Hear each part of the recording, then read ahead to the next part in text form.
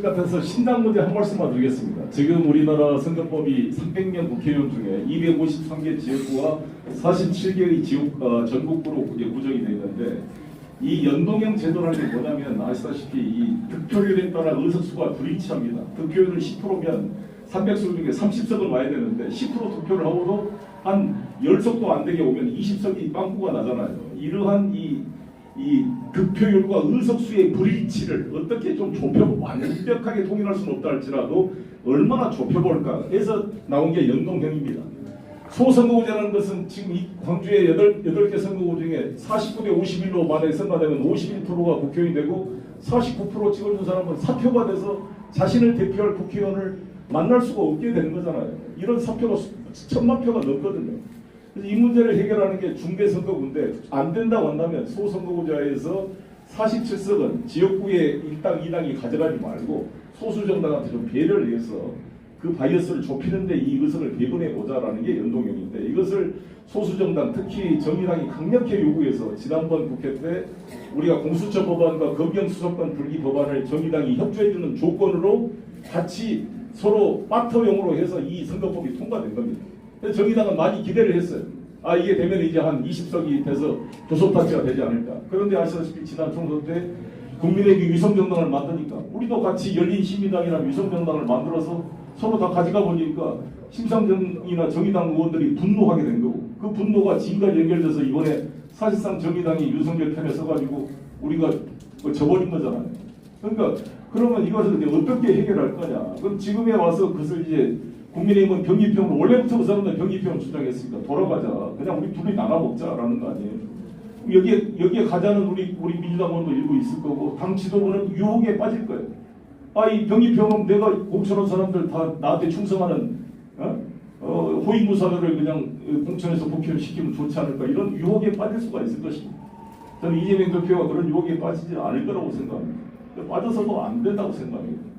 만약에 이 민주당과 국민의힘이 야합을 해서 이것을 병기평으로 와서 둘이 나눠먹기로 합의한다는 것은, 저는 1939년 8월 23일 날 리펜트로프와 몰로토프 두 명이 독일과 소련의 외무장관이 독소 불가침 조약을 체결하고 폴란드를 서로 나눠 찢어 먹었습니다. 이 독일과 소련, 히틀러와 스탈린, 서로 간에 완전히 상극인 사람들이 야합을 해서 손을 잡고 불가침 조약을 체결하고 폴란드를 나눠 찢어 먹고 리투아니아, 라트비아, 에스토니아, 발트 3국을 다 소련이 해 먹었습니다. 얼마나 정말 대의에 배신한 짓이었습니까? 이것 때문에 독일이 힘을 발휘해서 2차 세계대전을 일으킬 수 있는 그런 병력 지원을 소련으로부터 지원받아가지고 그러한 무장을 강화시켜서 결국은 프랑스를 침공하고 2차 대전을 일으켰던 것입니다. 이것은 비약일 수 있지만, 이렇게 이익 앞에서 서로 이 47석을 빼버리면 용해인 같은 사람이 어떻게 들어갈 수 있겠습니까, 여러분?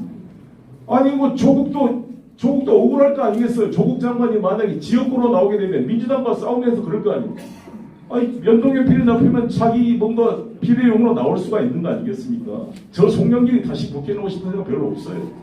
저는 제 기본 생각은 어떤 거냐, 연동형을 그대로 유지한다고 한다면, 만약에 그럼에도 불구하고 민주당이 병기평으로 간다, 그럼 저는 관여 안 하려고 그럽니다. 열심히 잘해보세요. 병기평으로 거기 끼고 싶은 생각도. 병기평으로 가지 않고 현행 연동형으로 유지되면서 위성정당도 만들지 않는다. 그런다면 저도 뭔가 당을 위해 기여를 해서 47석을 방치할 수 없잖아요. 이준석 신당과 조국 신당이 다 가져가도록 방치해야 됩니까? 민주당의 주류, 본류인 뭔가 우리 지지자들이 지역구는 민주당 후보 찍어주고 1인 2표제로 정당 찍을 정당을 제시해 줄 필요가 있지 않겠습니까? 동의하십니까? 저는 그렇다면 정말 용해인 같은 사람, 정말 검찰 독재와 가장 선봉에 싸우는 세력들을 모아서 민주당을 자극시키고 견인할 수 있는 그런 제대로 된 전투적 정당을 만드는 것이 의미가 있다고 생각하는데 동의하십니까? 그래서 저 이런 입장을 분명히 민주당 의원들한테 전달했고, 내 개인의 욕심이 아니라 만약에 민주당이 현행 제도를 유지하고 위성정당을 안 만든다고 한다면 우리가 서로 형제적 관계에서 서로 힘을 연대해가지고 반윤석열 그런 큰 캠프를 만들 수 있고, 이준석도 지금 계속 신당을 만든다고 지금 바람을 연기를 피우고 있는데, 이준석 전 대표한테는 다시 한번 제가 이 방송을 통해서도 이야기합니다. 이렇게 쇼하다가 결국 한동훈하고 손잡고 다시 돌아간다고 한다면 그럼 이준석의 정치적 생명은 끝이다. 양두구역으로 양대가리를 놔두고 개고기 팔았다고 반성했던 사람이 양두구역 시즌2를 하면 더 이상 젊은 사람이 정치적 미래가 없다고 생각합니다. 그래서 오히려 이준석은 이런 잘못된 윤석열 정권을 탄생시킨 것을 공개적으로 반성하고 양두구역으로 사실상 자기가 반성을 했으니까 반성하고 이 정권을 끌어내렸는데 탄핵 연대로 반윤 연대의 큰 변호를 같이 하면서 이 극우적인 검찰 독재를 물리치고 합리적 보수 정당을 재건할 것을 촉구하는 바입니다. 이상입니다.